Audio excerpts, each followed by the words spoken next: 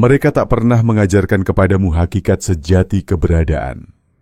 Dunia yang membungkusmu, rutinitas hari-hari, rangkaian pengalaman yang kau lalui. Apa jadinya jika semua itu berpijak di dasar yang berbeda dari yang selama ini diyakini? Bayangkan, segala pelajaran tentang realitas hanyalah sebagian kecil dari kisah agung yang sebenarnya.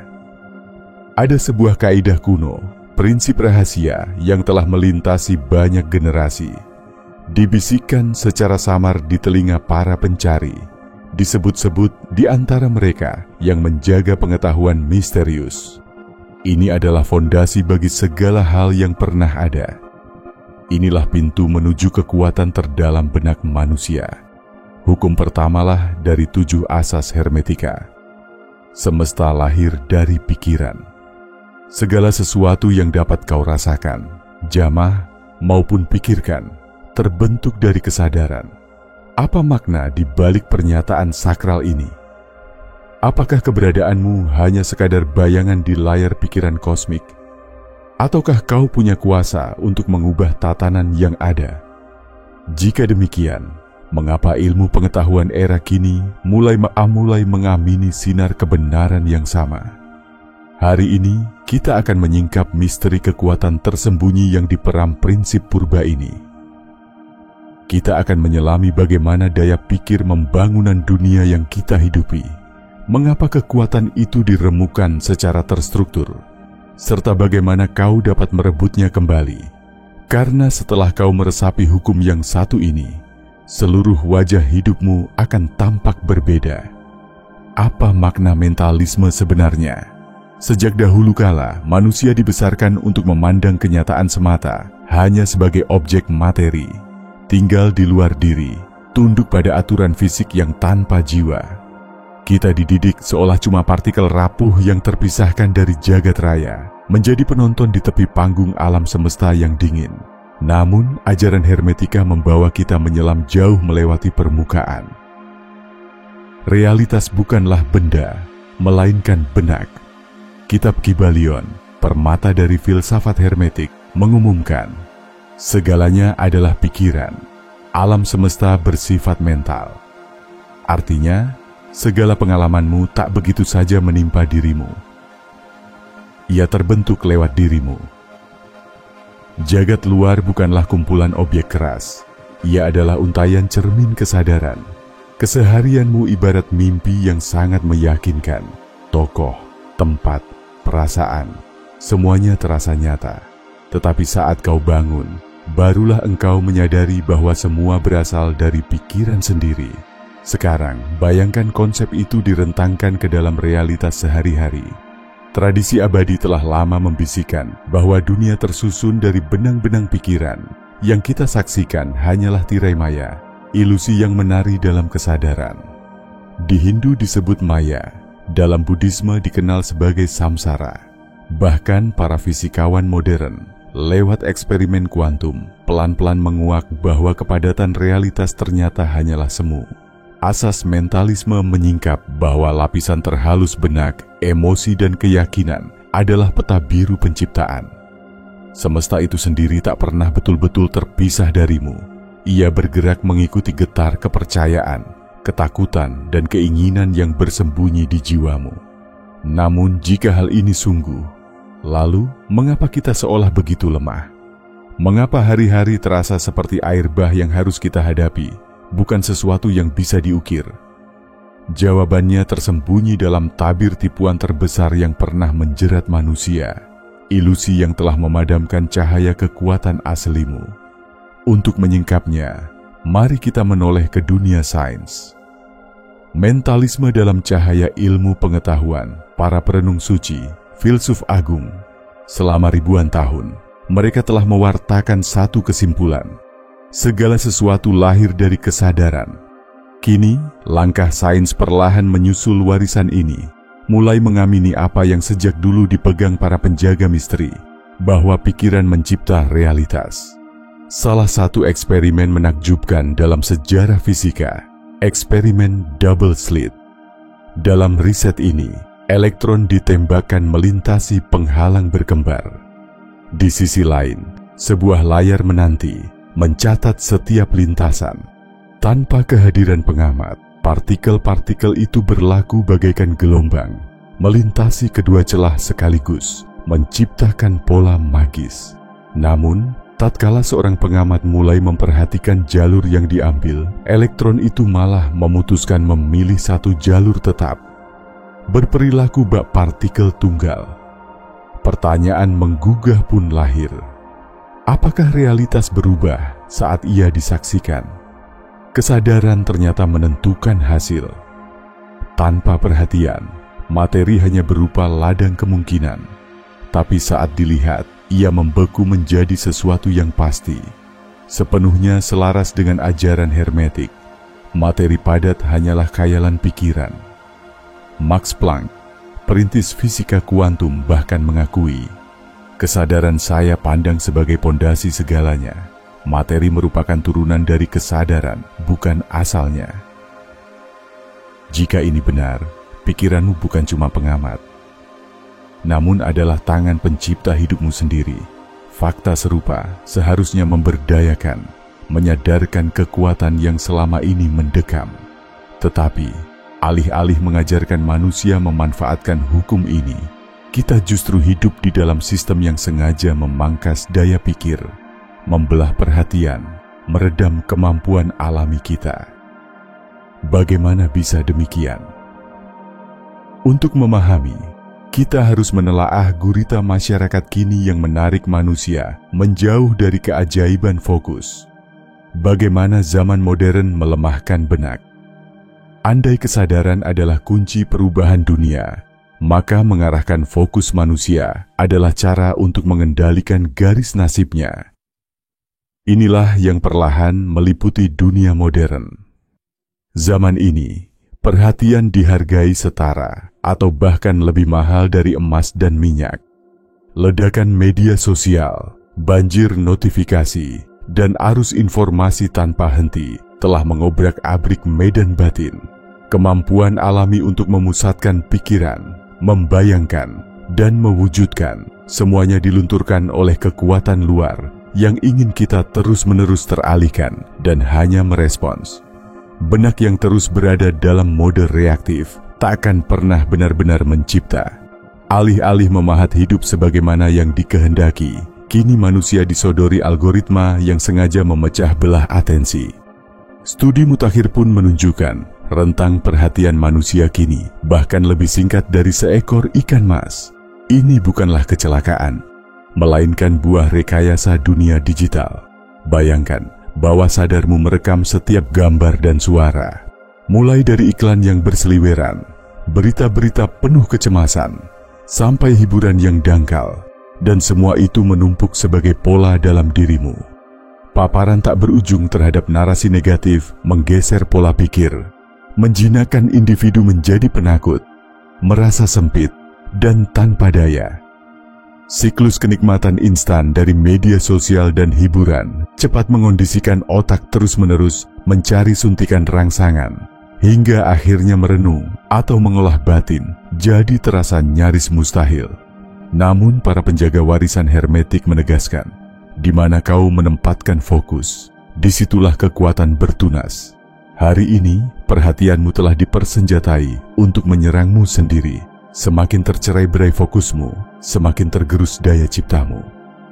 Itulah sebabnya, para filsuf dan guru yang sejati selalu menekankan pentingnya menyendiri, membungkam keramaian, serta mendisiplinkan aliran benak. Zaman modern tidak menumbuhkan ruang untuk kontemplasi. Justru, kita dijejali budaya reaksi, konsumsi, dan pelarian diri dari sunyi. Sepanjang pikiran tetap berkecamuk ke segala penjuru, sumber kekuatan tertidur lelap. Namun ada rahasia yang tak ingin diungkap mereka yang berkepentingan. Jika kau berhasil menaklukkan arus perhatianmu, maka kekuatan untuk membentuk realitas pun akan kembali ke tanganmu. Inilah yang akan kita telusuri berikutnya. Bagaimana hening menjadi gerbang keajaiban mental. Keheningan, mata air daya sejati. Di tengah dunia yang memuja kecepatan, keramaian, dan aktivitas tiada lelah, hanya segelintir yang sadar. Kekuatan hakiki justru bermula dari keheningan. Sepanjang sejarah, para pencerah, Buddha, para hermetik, para mistikus, mencari kebenaran bukan di jantung keramaian, melainkan di kedalaman sepi dalam dekapan sunyi dan perenungan. Kenapa demikian? Karena keheningan bukanlah kekosongan semata, melainkan rahim penciptaan. Saat batin membisu, ia berhenti bereaksi. Penglihatan masuk menjadi jernih. Dari sana, lahir ketajaman niat, kelenturan kenyataan. Dalam ajaran hermetik, keadaan hening dikenal sebagai titik nol. Titik mula dari seluruh kemungkinan. Keadaan benak yang tenang adalah benih kekuatan. Karena itulah, meditasi, napas dalam, dan latihan visualisasi menjadi alat utama para pencipta realitas. Kini, bahkan ilmu saraf modern telah membuktikan warisan kuno ini. Meditasi meningkatkan volume bagian otak yang berkaitan dengan konsentrasi, kesadaran diri, dan keseimbangan emosi. Praktik napas mengaktifkan sistem parasimpatik, menurunkan ketegangan, sekaligus memperkokoh daya pikir. Latihan visualisasi telah terbukti meningkatkan pencapaian di segala bidang, entah di dunia seni, olahraga, atau kepemimpinan. Semua ini sejalan dengan hukum mentalisme. Semakin damai benakmu, semakin besar kekuatan untuk membengkokkan realitas. Namun inilah jebakan zaman. Dunia hari ini tidak membimbingmu kepada keheningan. Kau justru dibesarkan untuk menghindari sunyi, takut bertemu isi batin sendiri, terpikat terus oleh hiburan dan rangsangan tanpa akhir, agar tak sempat menengok kekuatan asli dirimu. Karena saat kau mampu menguasai diam, kau mulai menguasai diri. Dan ketika dirimu sudah berada dalam kendali, tak satu pun dunia luar bisa melukaimu. Itulah rahasia terdalam para pencerah sejati. Kekuatan hakiki bukan dalam gerak, melainkan dalam sunyi. Ketika kau memasuki ruang hening itu, satu pemahaman baru lahir. Realitas bukan hanya sesuatu yang menimpa dirimu. Ia adalah sesuatu yang mengalir melalui dirimu. Semua ini membawa kita ke lapisan terakhir. Dunia bawah sadar, sang pemahat sunyi di balik segala pengalamanmu. Bawah sadar, tukang ukir realitas. Jika seluruh kosmos terbentuk dari benak, maka akar segala ciptaan bukanlah pikiran sadar, melainkan lapisan bawah sadar yang bersemayam dalam dirimu. Bagaimana jika hidupmu saat ini tidak digerakkan oleh keinginan sadar, melainkan oleh sistem keyakinan yang nyaris tak kau sadari? Bawah sadar, sang arsitek sunyi, bekerja diam-diam, mengkonstruksi realitas berdasarkan pola, perasaan, dan kepercayaan yang telah bercokol jauh di masa silam. Para bijak hermetik telah lama menyadari, pikiran sadar dapat merindukan apapun, tetapi nasibmu ditentukan oleh program bawah sadar yang memimpin di balik layar. Segala pengalaman, ketakutan, dan impianmu, khususnya dari usia dini, membentuk cetakan dalam sanubari. Pola ini menjadi filter yang mengatur cara kau menyaksikan dan mengambil makna dari dunia. Bila masa kecilmu diwarnai kesukaran, otomatis kau membawa program bahwa hidup berat, dan kehidupan pun memantulkan kepercayaan itu bagimu. Bawah sadar tak membedakan antara yang nyata dan yang dibayangkan. Selama emosi menyertainya, ia menganggapnya benar, dan dari situlah dunia terbentuk. Inilah alasan banyak orang tampak menentang dirinya sendiri tanpa sadar. Mereka berusaha mengubah lingkungan, namun masih memelihara keyakinan lama yang bertentangan dengan kemauan sadar. Bayangkan seorang yang tumbuh miskin meyakini uang sulit didapat, meski secara sadar ia berambisi hidup dalam kelimpahan. Atau seseorang yang sering diremehkan, merasa tak pantas, walau bercita-cita sukses. Bawah sadar bukan sekadar gudang masa silam. Ia adalah mesin penentu masa depan. Karena alasan inilah, teknik afirmasi, visualisasi, meditasi menjadi alat luar biasa. Ia menanamkan kepercayaan baru di perut bawah sadar. Langkah membentuk ulang program mental. 1. Temukan pola batin pembatas tinjau alur hidupmu. Tanyakan, hal apa yang terus terulang? Di balik setiap pola yang menyakitkan, tersembunyi keyakinan bawah sadar yang perlu dikenali. 2. Tumbuhkan keyakinan baru. Pakai afirmasi, visualisasi, meditasi. Benamkan harapanmu ke bawah sadar.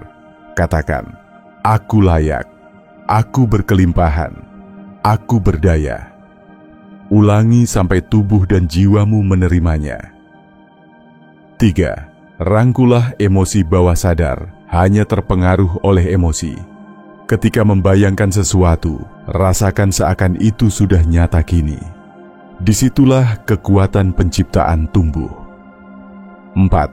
Masuk ke keheningan-keheningan, dan meditasi adalah pintu menuju ruang bawah sadar. Dalam sunyi, keyakinan lama akan muncul ke permukaan. Di sanalah proses pelepasan dan transmutasi terjadi. Hikmah terdalam dari mentalisme. Semesta tidaklah berdiam di luar, ia bersemi di dalam dirimu. Alam bawah sadarmu selalu bekerja, sadar atau tidak, ia selalu mencipta. Pertanyaannya, akankah kau membentuk realitas, atau membiarkan realitas membentukmu? Ketika engkau mampu menaklukkan benak, maka seluruh hidupmu tunduk pada kehendakmu. Sebab, begitu kau benar-benar memahami bahwa seluruh kosmos ini mental, muncul satu makna. Kau bukanlah sekadar saksi. Dari awal, engkaulah penyusun utama. Penutup hukum hermetik yang pertama, menyingkap satu kebenaran, jarang benar-benar disadari. Realitas bukan jalan yang harus kita lalui begitu saja, melainkan ciptaan yang kita bentuk. Namun agar mampu mencipta secara sadar, kita harus merebut kembali kuasa atas batin sendiri. Tak perlu terburu mengubah dunia luar. Segala perubahan sejati mulai dari dalam. Izinkan aku bertanya, yakinkah kau bahwa kesadaran adalah pabrik semesta? Bagikan renunganmu di kolom komentar. Kami membaca setiap pendapatmu. Dan jika kebijaksanaan ini menggetarkan jiwamu, selamilah video-video berikutnya. Temukan kedalaman yang lebih intim. Karena seruan kuno masih bergema sampai hari ini. Bangunlah, genggam kendali atas pikiran, dan mulailah membentuk dunia dengan kesadaran penuh. Perjalanan sejati dimulai dari hati nurani. Kekuatan itu sesungguhnya sudah bersemayam di tanganmu. Terima kasih sudah menyaksikan.